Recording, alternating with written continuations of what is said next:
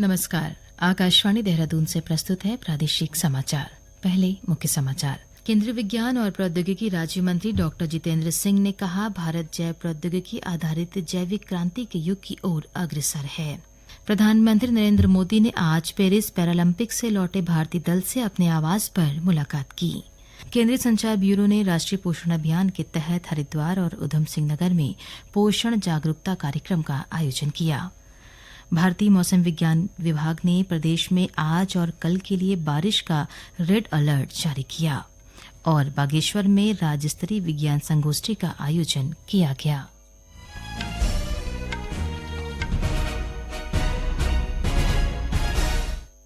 नमस्कार। समाचारों के साथ मैं योशिता पांडे। और अब समाचार विस्तार से। केंद्रीय विज्ञान और प्रौद्योगिकी राज्य मंत्री डॉक्टर जितेंद्र सिंह ने कहा है कि भारत जैव प्रौद्योगिकी आधारित जैविक क्रांति के युग की ओर अग्रसर है। वे आज नई दिल्ली के भारत मंडपम में वैश्विक जैविक भारत 2024 को संबोधित कर रहे थे। उन्होंने कहा कि जिस तरह एक समय में पश्चिमी देशों पर सूचना प्रौद्योगिकी क्रांति का प्रभाव था, उसी तरह आज भारत को भी जैविक क्रांति से गुजरना पड़ रहा है। वैश्विक जैविक भारत 2024 के बारे में विचार व्यक्त करते हुए डॉक्टर सिंह ने कहा कि विभिन्न मंत्रालयों, राज्य सरकारों, नए कामकाज शुरू करने वाली संस्थाओं, अनुसंधानकर्ताओं, जैविक समूहों, निवेशकर्ताओं, नीति निर्धारकों के लिए यह एक मंच का भूमिका निभाएगा। उन्होंने आशा व्यक्त की कि इससे नवाचार, विचारों और भागीदारी को बढ़ावा मिलेगा। वैश्विक जैविक भारत 2024 के अवसर पर 30 से अधिक देशों ने 500 से अधिक प्रदर्शनियां लगाई हैं। प्रधानमंत्री नरेंद्र मोदी ने आज पेरिस के पैरालंपिक से लौटे भारतीय दल से अपने आवास पर मुलाकात की।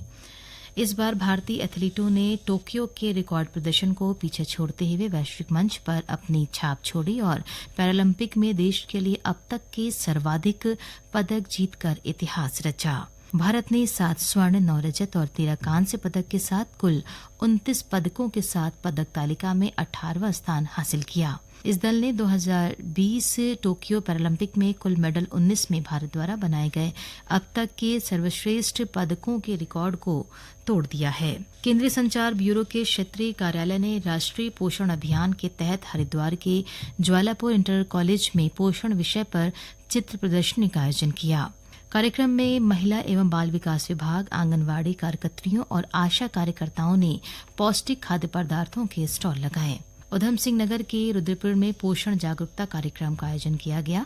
कार्यक्रम को संबोधित करते हुए लोकसभा सांसद अजय भट्ट ने कहा कि महिलाएं आज हर क्षेत्र में अपनी सशक्त उपस्थिति दर्ज करा रही हैं, इसलिए जरूरी है कि वे स्वस्थ रहें। कार्यक्रम के आयोजक नीरज कुमार भट्ट ने बताया कि कार्यक्रम में महिलाओं के लिए पोषण से जुड़े विभिन्न प्रतियोगिताओं का आयोजन भी किया जा रहा है। खेल मंत्री रेखा आर्य ने ISI मार्ग को जनता के विश्वास का प्रतीक बताया है।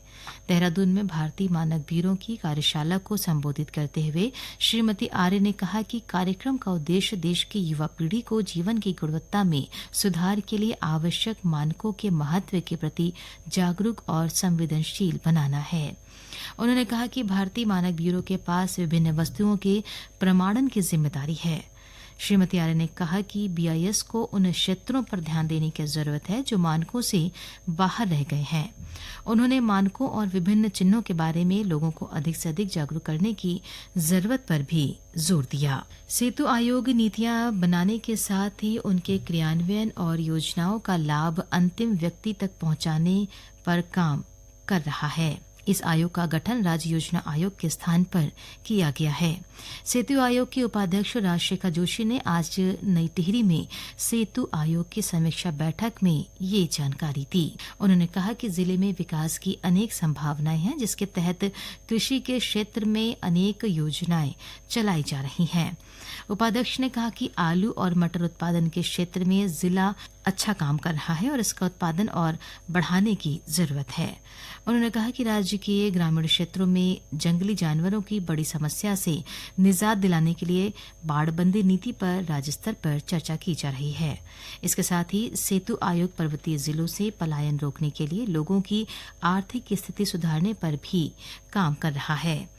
ये समाचार आकाशवाणी के देहरादून केंद्र से प्रसारित किए जा रहे हैं।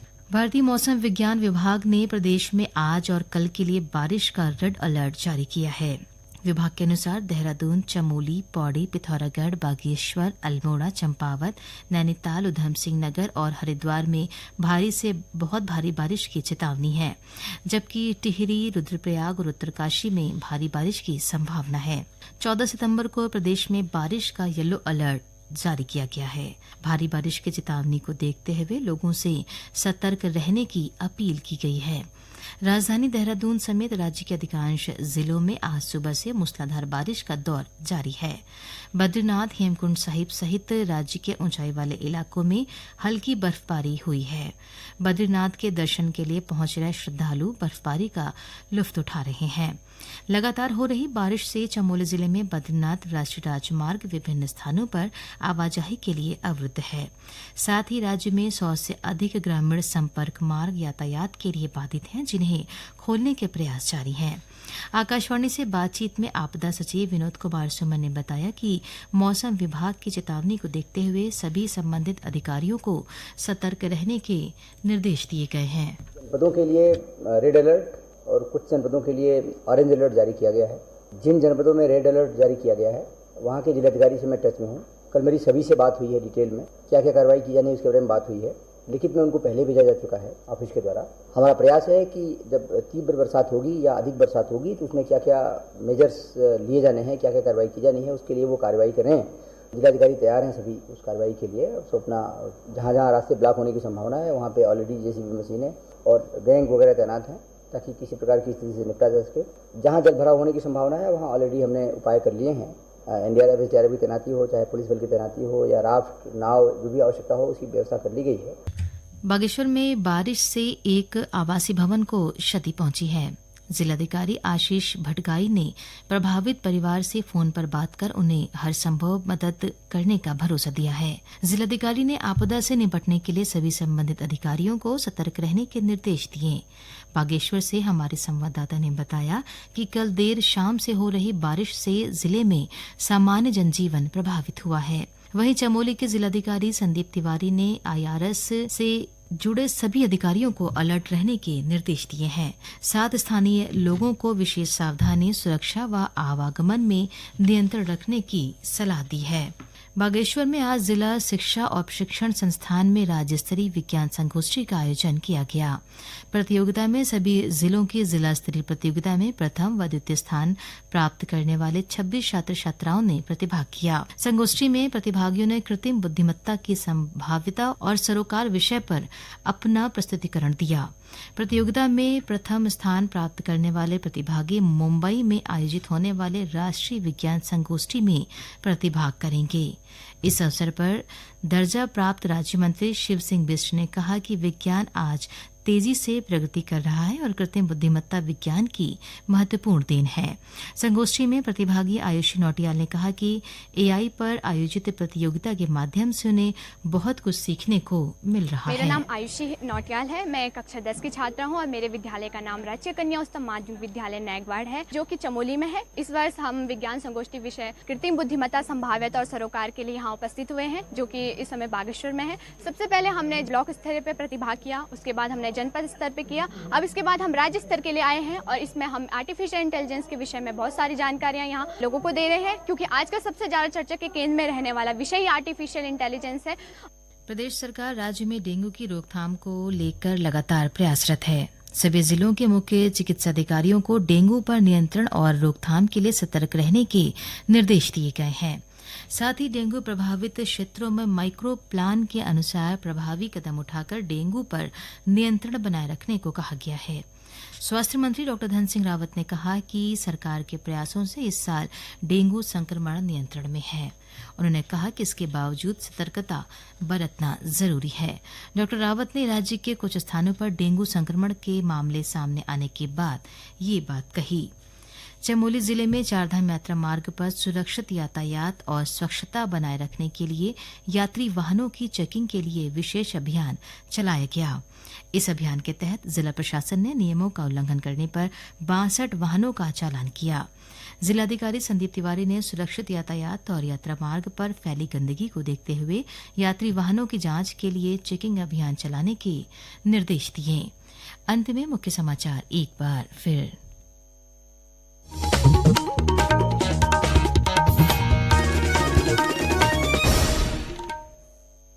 केंद्रीय विज्ञान और प्रौद्योगिकी राज्य मंत्री डॉक्टर जितेंद्र सिंह ने कहा, भारत जैव प्रौद्योगिकी आधारित जैविक क्रांति के युग की ओर अग्रसर है। प्रधानमंत्री नरेंद्र मोदी ने आज पेरिस पैरालंपिक से लौटे भारतीय दल से अपने आवास पर मुलाकात की। केंद्रीय संचार ब्यूरो ने राष्ट्रीय पोषण अभियान के तहत हरिद्वार और उधम सिंह नगर में पोषण जागरूकता कार्यक्रम का आयोजन किया। भारतीय मौसम विज्ञान विभाग ने प्रदेश में आज और कल के लिए बारिश का रेड अलर्ट जारी किया और बागेश्वर में राज्य स्तरीय विज्ञान संगोष्ठी का आयोजन किया गया।